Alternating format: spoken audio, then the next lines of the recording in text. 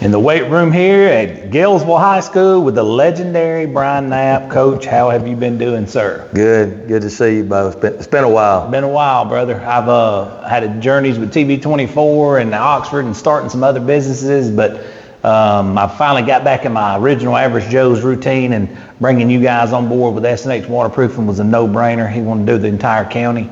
And I said, man, I get to go sit down with Brian Knapp each week. I'm in on that. So that's why we're here, Coach. You know, and I've talked about this with the other coaches. It seems like, you know, we blink. You're out of school in May, and you blink, and here it is. You're supposed to be playing football again for keeps. But just take us through your summer workouts and what all that looked like, Coach. Well, we had a good summer. Of course, you know, I always like to tell people, Gaylesville is one of the smallest schools in the state of Alabama, so you have to admire our kids and their work ethic and the way they approach it. But we had a good summer. You know, I work out 7 through 12 all summer long, and so, you know, we'll have about 38 kids total, which has to be expected as far as, you know, our school being really small. But had good attendance, good attitude, good work ethic. So we're geared up, ready to go.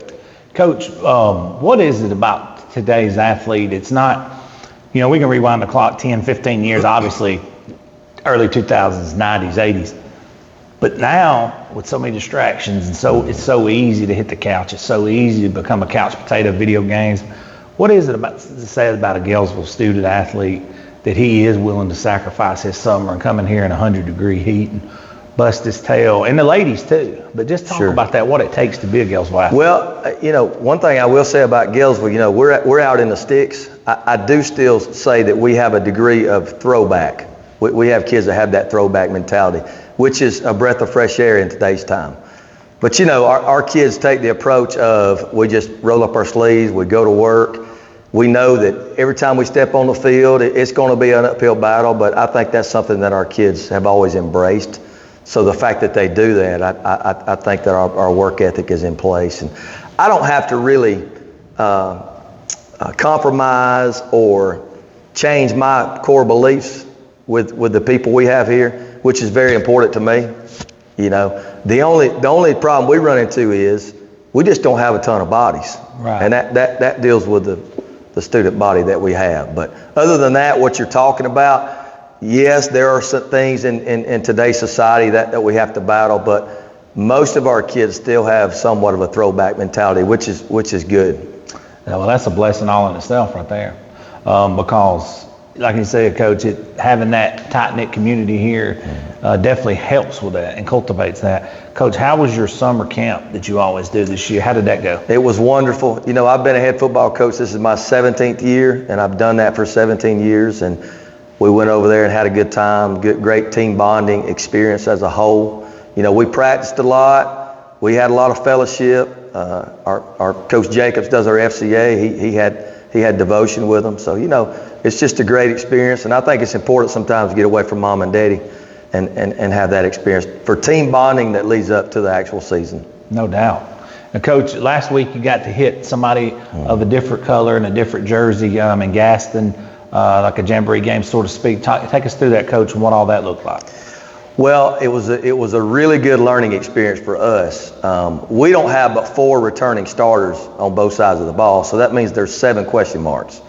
And so the fact that they got to experience hitting somebody else and experiencing game speed, it was a good thing. Had a couple of injuries. That's part of the game. You know, that was the one thing that I was hoping we wouldn't experience, but we did have 2 injuries. But you know, Gaston's got a lot of team speed. It was a good experience for us. I saw a lot of good things, saw a lot of bad things. So, you know, the good thing about the film don't lie. Yeah. So we'll take that film and try to apply and correct some mistakes this week. Coach, the thing about playing somebody, you know, like a Gaston that early, and you said it best, you do get to turn on that film. That's right. And Take us through two things. First of all, let's go devil's advocate here. Let's go. What were some of the things you've seen? Hey, we got to clean this up before this Friday night when the bullets start flying for real. Well, our tackling is got to be more polished, and that has a lot to do with, in practice we do hit, but we don't have a ton of body, so it's a balancing act. So our tackling's got to be polished up, and our ball security has to be polished up. Those are the two main things that I think if we can, sheer that up, we'll have a chance to be successful. And the other thing is, Coach, tell us something that you've seen. You're like, hey man, I'm pretty pleased with this, or this was surprisingly pretty good. Well, a lot of times when you get that kid that goes from 9th to 10th grade or 10th to 11th, you just see a different person. You see that they're bigger, faster, stronger, and you see that they're willing to go hit somebody. Right. Instead of being the hittee, they become the hitter. That's right. We had two young men that really opened my eyes, and I thought, man, this kid is starting to really grow up. It was Jared Butts and Lucas McCullough. So they were a real big bright spot in what I saw. That's always a blessing, and you see that those workouts are paying off. Yes. And you see the growth like that. Now, Coach, now that you've got that game tape, the hay, a little bit of the hay's in the barn. We still got some hay to get in the barn this week. Yes. Before we flip on that thing, you're taking on a formidable opponent in Donahoe. You never know, Donahoe. Some years, they show up and they look like the Green Bay Packers. What do you know about this Donahoe team that's coming? Well, first of all, I will always say I've known Bill Smith for a long time. When I was at Douglas, him and I had some really good battles when he was at Crossville. So I know him, I respect him. He's going to have his young men ready. I know he does a wonderful job in the weight room too. So I expect a real physical test. So they graduated 6, but I fully expect them not to skip a beat. We graduated 6 as well. We're trying to speed our kids up. So I expect a dogfight. Donahoe is a very tough place to play, and so we would definitely have our hands full.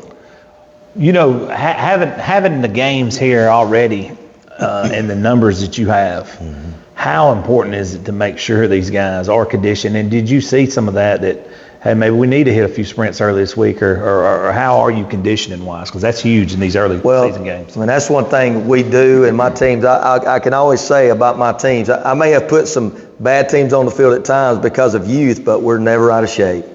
We average conditioning 800 to 1,200 yards a day. It's just what you have to do because we play 11 kids. That means nobody comes off the field, so they've got to have that conditional edge. They just do. And so another thing we try to do is we try to do a really good job of, they'll drink a Propel in the morning, a Propel at lunch, a Propel after practice. We're trying to lead up to that point Friday, which is we don't want our best player to come off the field because of a cramp in a crucial situation. So we try really hard to prepare our bodies days before. Hopefully it pays dividends, when it comes crucial moments in the game. That's a true statement, Coach. And I do ruck marches with 45-pound backpacks. And one of the guys, my mentors that I talked to, he said, once you start getting thirsty or the cramp set in, it's too late. You got to drink early. Yes. And you got to get the electrolytes in you early. That's right. So I've always, stayed with that creed, and he's absolutely right. And I believe in pickle juice too. That's something that I make them drink on game day. That pickle juice seems to do the trick too. I've seen pickle juice, mustard. I've seen a lot of good stuff. I got something I'll talk to you about when we get done that you may be interested in. Okay. A couple more things, Coach. Let's break this thing. We got a few more minutes here. Let's break this thing down into units. Let's start with special teams. That's always the X factor, and a lot of coaches sometimes don't put the emphasis on it as they do everything else. Well, that's one thing I think we do a good job here in terms of devoting the time to practice special teams. Coach Turner and Coach Nelson do a really good job with our special teams with kickoff and kickoff return. I coach the punt team. It's always been effective in my time here. Now, I will say this, I'm really throwback in this regard. Have not really had a place kicker since I've been here at Gaylesville. So I'm the guy that goes for 2. It's just what we do, and I've accepted it. We've approached it. Our kids know it. There's no hesitation. We're just going to roll the dice and go for 2. Right. And if you hit, if you hit half of them, you're still in good shape. You still pretty much where you need to be. Yes. All right. The next question, Coach. Let's start with defense now. Always, I like to say, a staple of a team. What sets the tone and what keeps you in any game. Absolutely. Well, Coach Jacobs does a really good job with our defense. He's our defensive coordinator. And again, we're returning 4 starters, which means there's 7 question marks. I think the big question mark is our secondary. You know, we've got a lot of pieces in our secondary that hadn't played a lot of football in those positions. So we've had to kind of move people around. I think up front, we're pretty good. I think on the second level, we're probably the most experienced. So my biggest question is the back end. Those folks have got to grow up in a hurry. Yeah, because if they don't do their job correctly, the other band usually plays. That's right. It shows a lot more on the back end when you mess up than it does up front. Absolutely. Sometimes you can squeak through the cracks on that. That's right. Now let's flip that thing over and talk about offense. What sells tickets, Coach? Well, you know, I'm a play caller and played quarterback for my dad years ago, so obviously I lean more to the offensive side of the ball in terms of my responsibility, but we still going to run the wing tee. I believe in running the football, especially with lack of depth. You know, we're going to bleed that clock. We're going to try to control the clock and manage the game. I've got 3 backs that can go, and again, I've got 3 question marks on the offensive line. So it's learn on the fly. It's get that experience. One thing that you can't replicate, Bo. People don't understand. You can't replicate game speed a lot of times, all the time in practice.